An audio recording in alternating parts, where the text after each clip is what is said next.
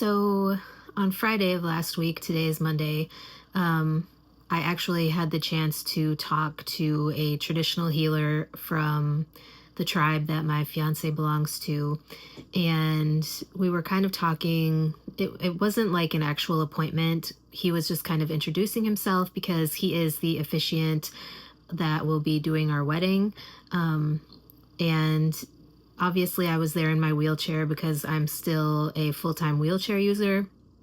And so he was asking me, like, what's going on with my health and things like that. And so I had just kind of brought up about the neurologist putting me on new seizure medications.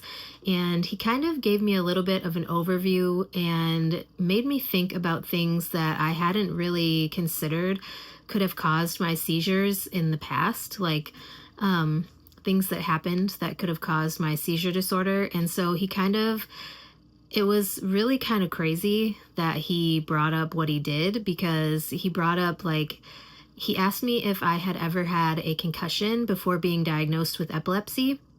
And so I found that really interesting because I did have a couple of concussions prior to being diagnosed with epilepsy.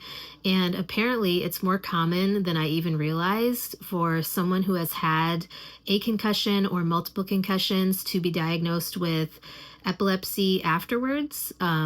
Apparently it's really common after any sort of head injury to have other neurological conditions down the line. So, I mean, obviously, if you have damage to the brain or damage to the head, that should be common sense. But it's something that I never really considered could have caused my epilepsy or seizure disorder.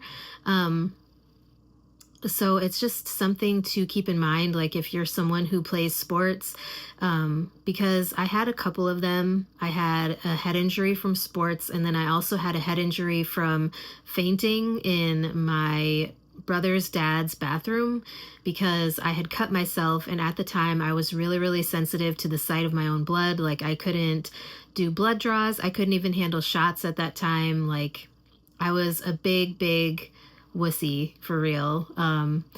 So like, I was totally against getting immunizations. I was totally against any sort of blood draws, things like that. I was a very, very big wimp.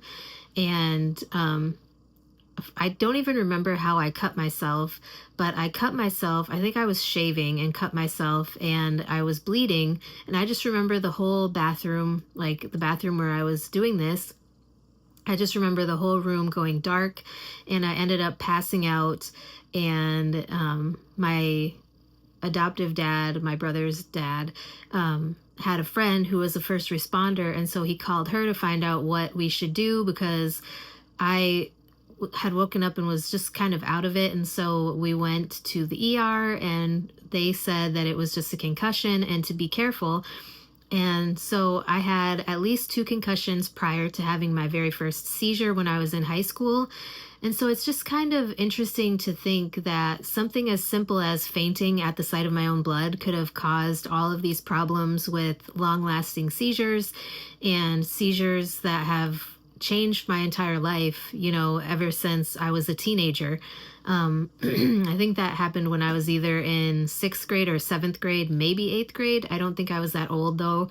But it was just kind of crazy how he brought that up, and he doesn't even know me that well, like it's just interesting. Like, he asked me what kind of medications I'm on and things like that. I'm on 4 different medications for my seizures right now, so it's definitely interesting. I am definitely considering going to see him for traditional medicine to see if we can maybe deal with this issue and not have to take all of these medications. That would be great, because I absolutely hate having to take all of the medications that I do take. It's just a lot. There's a lot going on. And if I was able to get some sort of healing, and I know this sounds kind of woo-woo and, crunchy granola type thing, but I am someone who believes that there are traditional ways of healing and traditional things that you can do to change your life or better your life in different ways. And everybody has their own beliefs. I get that. I'm not saying that medication is bad or that you shouldn't take your medications. But if I was able to do something that made my life better, then I would be more than happy to take that road as opposed to having to pay thousands upon thousands of dollars. Like, if I had to pay cash for all the medications that I take on a daily basis, it would be thousands upon thousands of dollars cash. Just the one medication that I started taking, if I was to pay cash, the Xcopri is like $1,400 for 30 days worth. So the Keppra is like $1,000 a month, and the Vimpat I think is like $1,012 a month. And because I just picked that one up from Walmart, and yeah, it's just a lot. There's a lot going on, and I just found it interesting that he right away asked me what medications I'm taking. He knew what color the pills were. Like, he said that, you know, he would be looking at different things if I was his patient in traditional medicine. And I just really found it interesting that he had so much knowledge about seizure disorders and what he would be doing differently if I was his patient. And I definitely am interested to see about like making an appointment with him to see what other information he could give me, because, you know, I have had a couple of concussions prior to a seizure disorder. So if he had a way to deal with that,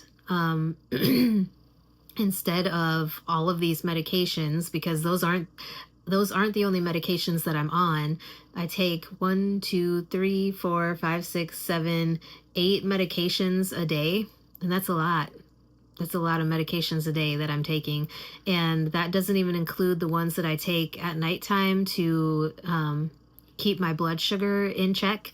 So 9 medications a day. It's a lot.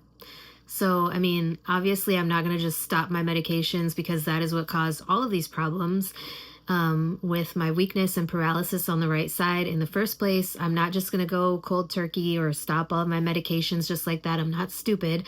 I don't want to end up back in the hospital with a worse condition than I am in right now, because I do feel like I've been making a lot of progress. I just, you know, it's a lot to think about. And it's something that I'm interested in pursuing more information about. So yeah, I just wanted to kind of share that information with you guys, because if you have a seizure disorder, I'm curious if you had any concussions prior to having your first seizure.